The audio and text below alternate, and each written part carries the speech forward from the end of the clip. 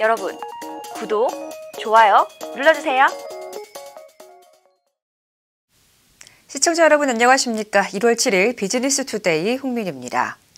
정의선 현대차그룹 총괄 수석 부회장이 미국 라스베이거스에서 열리고 있는 CES 2020에서 항공과 지상에서의 이동수단을 결합한 미래 모빌리티 사업의 구체적인 비전을 제시했습니다. 그는 현대차의 미래 모빌리티 솔루션으로 도심 항공 모빌리티와 목적 기반 모빌리티, 모빌리티 환승 거점 등 3가지를 꼽았습니다. 정 부회장은 현대차는 이동 시간의 혁신적인 단축으로 도시간 경계를 허물고 의미 있는 시간 활용으로 사람들이 보다 효율적으로 목표를 이루며 새로운 커뮤니티를 통해 사람들이 함께 모일 수 있는 역동적인 인간 중심의 미래 도시 구현에 기여할 것이라고 강조했습니다. 그는 이어 도심항공 모빌리티는 오는 2028년부터 상용화가 가능할 것이라고 전망했습니다. 박일평 LG전자 사장 역시 CES 2020 글로벌 프레스 컨퍼런스를 열고 인공지능 발전 단계를 발표했습니다. 박일평 사장은 LG 신큐와 같은 AI의 의미 있는 성장을 위해 산업 전반에 명확하고 체계화된 로드맵이 필요하다며 올바른 기술 개발의 방향성을 제시하고 궁극적으로는 고객에 더 나은 삶을 만들어갈 것이라고 강조했습니다. LG전자는 올해 CES에서 AI로 편리해진 올레드 TV를 비롯해 리얼 8K TV 신제품을 소개하는 한편 3월부터 북미 시장에서 본격화할 프로액티브 서비스도 소개해 눈길을 끌었습니다. 정호영 LG 디스플레이 사장이 올해 대형 OLED 패널에 주력하겠다고 밝혔습니다. 경쟁 심화로 적자를 면치 못하는 LCD 사업 대신 새 성장 동력으로 떠오른 대형 OLED 패널에 선택과 집중을 하겠다는 취지로 풀이됩니다.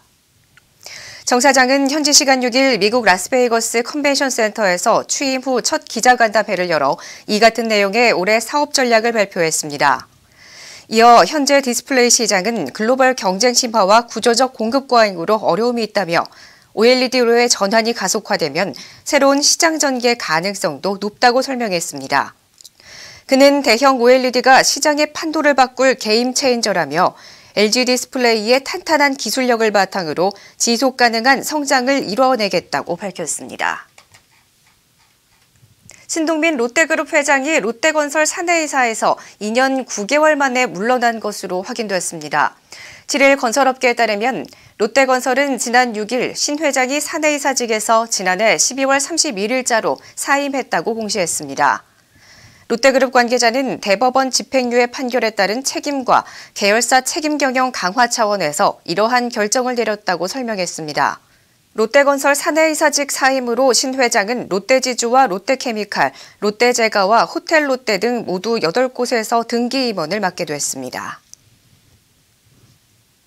구자열 LS그룹 회장이 지난 6일 LS 용산타워에서 올해 승진한 신임 임원 14명과 만찬을 갖고 축하와 함께 신규 임원으로서 갖춰야 할 덕목에 대해 당부의 말을 전했습니다. 구 회장은 이 자리에서 LS의 지속 가능한 미래는 글로벌 시장에 있고 여기 있는 신임 임원들은 글로벌 시장에서의 성공 열쇠를 앞장서 찾아내는 모범가적 리더가 돼야 한다고 강조했습니다. 이와 함께 구 회장은 홍의숙 인코칭 대표가 쓴 리더의 마음과 경영의 신으로 불리는 이나모리 가즈오 교세라 창립자의 살아가는 힘, 이기조 작가가 쓴 말의 품격 등의 도서를 임원들에게 선물하며 읽어볼 것을 권했습니다. 구 회장은 2013년 그룹 회장 취임 이후 매년 신임 임원들과 대화의 시간을 마련해 책을 선물하고 임원으로서의 마음가짐에 대해 평소의 생각을 전달해왔습니다. 우리나라 조선업 수주량이 중국을 제치고 2년 연속 1위를 달성했습니다. 산업통상자원부가 국가별 선박 수juk 실적을 집계한 결과 전 세계 선박 발주량 중 한국이 37.3%를 수주해 세계 1위를 기록했습니다. 수주량 선두 다툼을 해오던 중국은 2위에 머물렀고 일본과 이탈리아가 각각 3, 4위를 차지했습니다. 산업부 관계자는 미중 무역전쟁 장기화에 따른 불확실성 증가 등으로 글로벌 발주가 부진한 상황에서 LNG 운반선과 초대형 유조선 등 주력 선종 분야에서 우리 업계가 보여준 기술력과 품질로 성과를 이뤄냈다고 평가했습니다. 한화시스템은 방산 부문의 지난해 연간 수주액이 2조 2천억 원을 돌파해 사상 최대 실적을 기록했다고 밝혔습니다.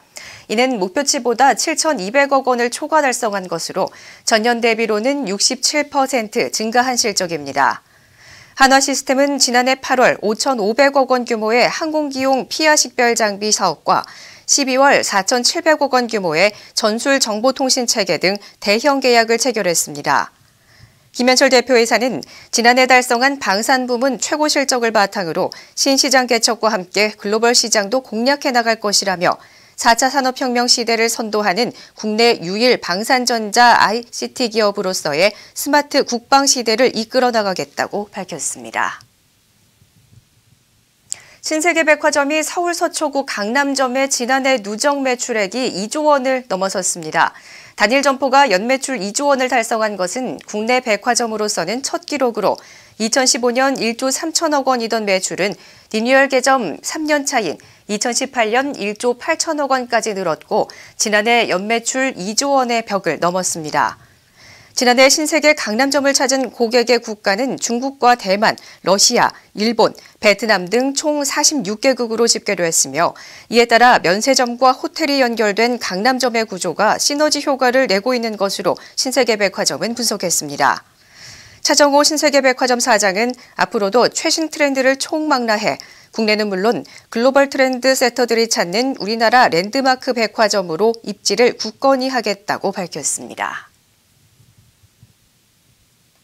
KT가 카카오 서비스와 결합한 카카오 5G 요금제를 올 상반기 내 출시할 계획인 것으로 알려졌습니다. 이 5G 요금제는 가입자에게 카카오 유료 서비스 할인을 제공하는 것이 핵심으로 해당 요금제를 사용하는 가입자는 카카오 택시, 카카오 페이지 내 영화, 만화 콘텐츠, 카카오 뮤직 등의 유료 서비스를 할인받을 수 있습니다. 요금제 가격은 기존 5G 요금제와 유사한 6에서 8만 원 수준이 될 것이라는 전망이 우세하지만 구체적인 할인 대상은 논의를 거쳐 최종 확정될 예정입니다.